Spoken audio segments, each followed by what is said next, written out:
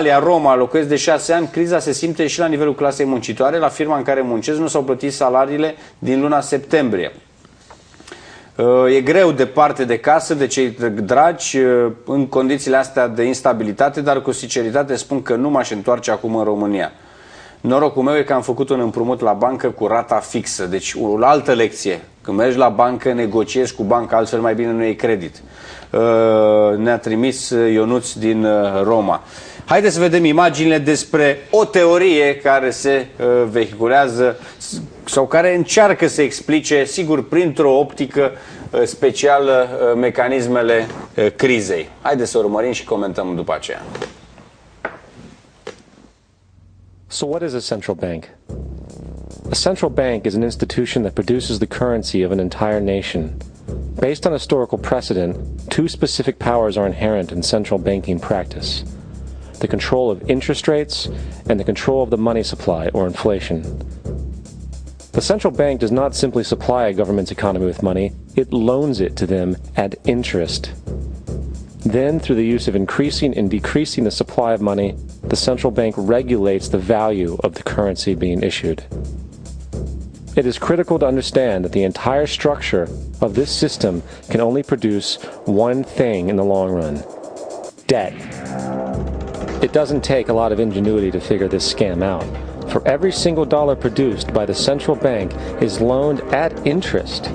That means every single dollar produced is actually the dollar plus a certain percent of debt based on that dollar.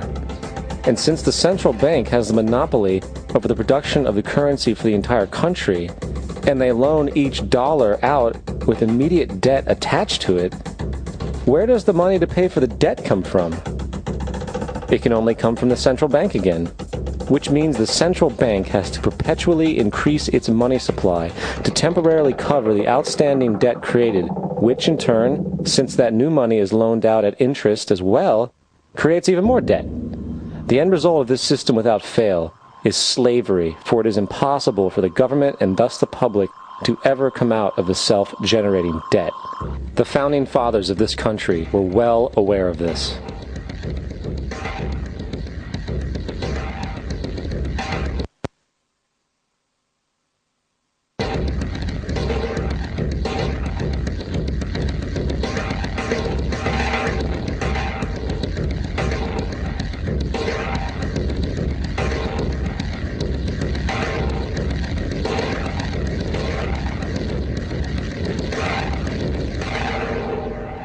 By the early 20th century, the U.S. had already implemented and removed a few central banking systems, which were swindled into place by ruthless banking interests.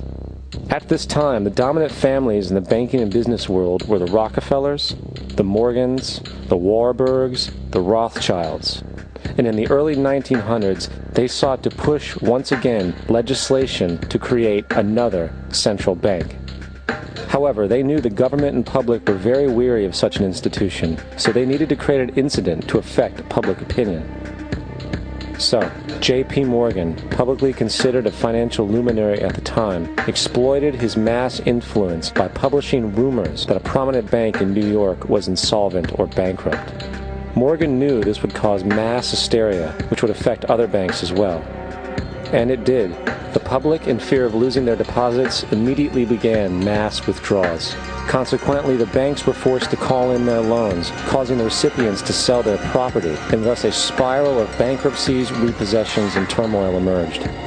Putting the pieces together a few years later, Frederick Allen of Life magazine wrote, "The Morgan interests took advantage to precipitate the panic, guiding it shrewdly as it progressed." Unaware of the fraud, the Panic of 1907 led to a congressional investigation headed by Senator Nelson Aldrich, who had intimate ties to the banking cartels and later became part of the Rockefeller family through marriage. The commission, led by Aldrich, recommended a central bank should be implemented so a panic like 1907 could never happen again. This was the spark the international bankers needed to initiate their plan. In 1910, a secret meeting was held at a J.P. Morgan estate on Jekyll Island off the coast of Georgia. It was there that the central banking bill called the Federal Reserve Act was written. This legislation was written by bankers, not lawmakers. This meeting was so secretive, so concealed from government and public knowledge that the 10 or so figures who attended disguised their names when en route to the island. After this bill was constructed, it was then handed over to their political frontman, Senator Nelson Aldrich, to push through Congress. And in 1913, with heavy political sponsorship by the bankers, Woodrow Wilson became president, having already agreed to sign the Federal Reserve Act in exchange for campaign support. And 2 days before Christmas, when most of Congress was at home with their families, the Federal Reserve Act was voted in, and Wilson in turn made it law.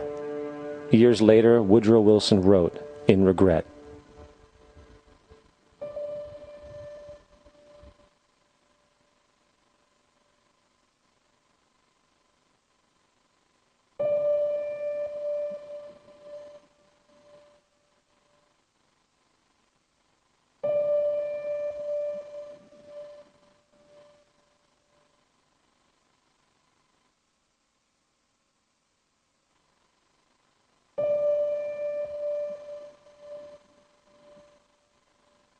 Congressman Louis McFadden also expressed the truth after the passage of the bill.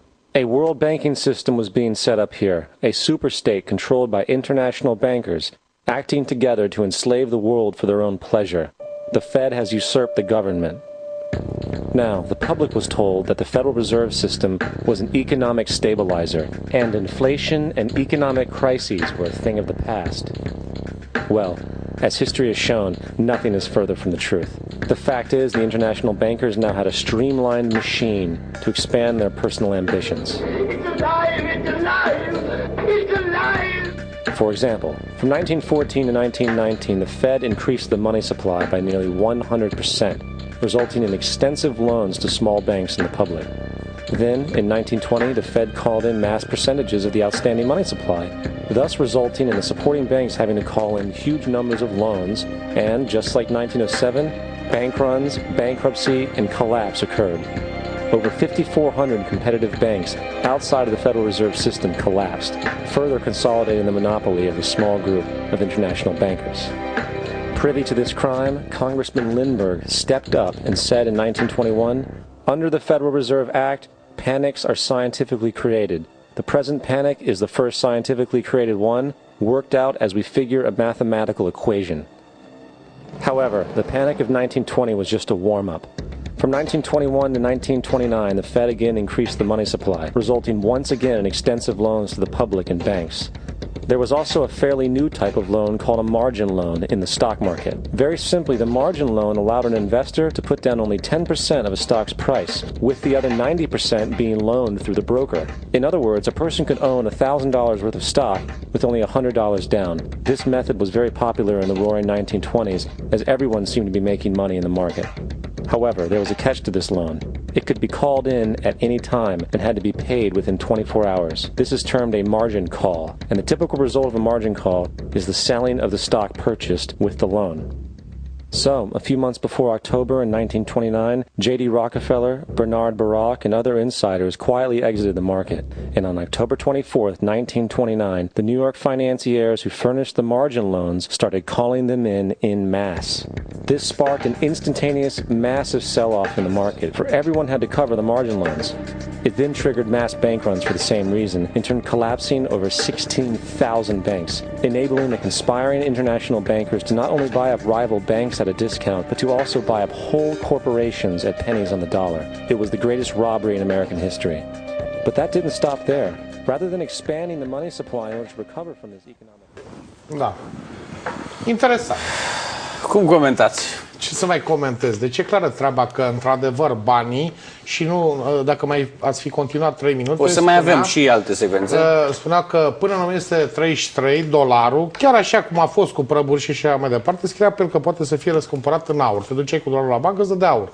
După 33, când s-a schimbat și au intrat legea rezervelor federale, care de fapt e un SRL, scrie că e un instrument de plată. Nu mai poate fi răscumpărat în aur. Și deci Federal Reserve e un SRL. E un SRL. O firmă particulară. E o firmă particulară care nu e sub controlul Congresului American. Atenție mare. Congresul American numește numai președintele, care acum e o femeie astăzi, la rezervele federale. Rezervele federale e o entitate separată față de Banca Centrală. 7 familii de pe planetă în momentul de față. Le-ați auzit, alea care au fondat. Rockefeller, JP Morgan și cu alții. Dar pare să că nu s-au înțeles la ceva în decursul istoriei.